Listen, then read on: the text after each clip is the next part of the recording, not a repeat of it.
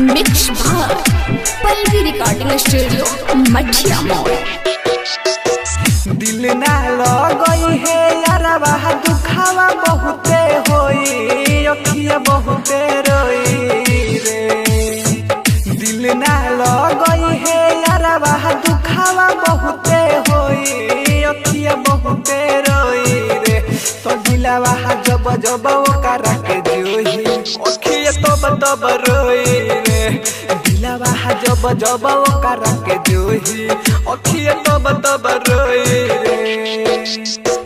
दिल ना लगई है यारवा दुखावा बहुते होई अखिया बहुते रोई रे।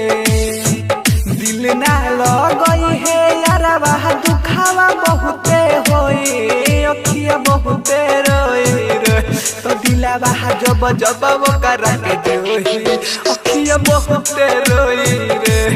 दिलवा जब जब ओकरा के जोही अखिया तब रोई रे।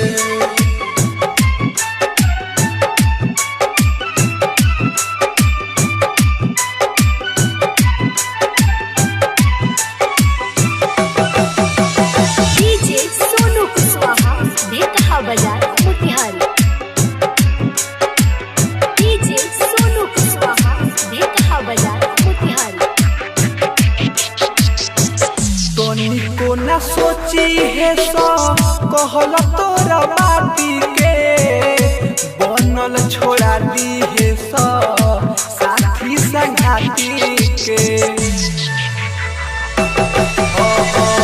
दोनी को न सोची है सो कहल तोरा बाती के बनल छोड़ा दी है सो साथी संगाती के। कवनो भरोसा नइखे प्यार में कब का होई अखिया बहुते रोई रे।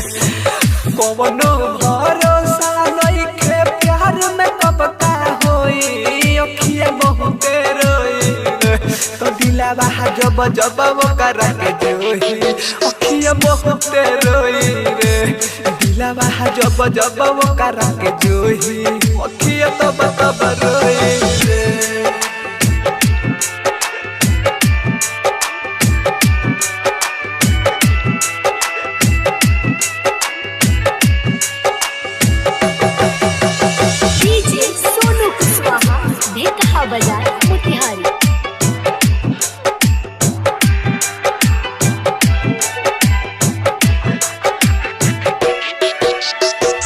राइटर गुडू गोला देना बतिया बताई हो कबहू दिल से प्यार जाने करी हो हमारे भाई हो।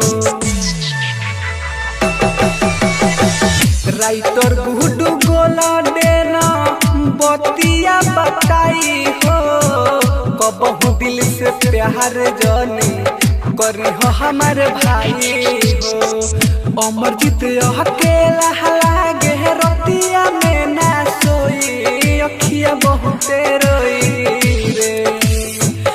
अमरजीत अकेला लागे रतिया में ना सोई अखिया बहुते रोई रे। तो दिलवा जब जब ओकरा के जोही अखिया तब रोई रे। दिलवा जब जब ओकरा के जोही अखिया बहुते रोई रे।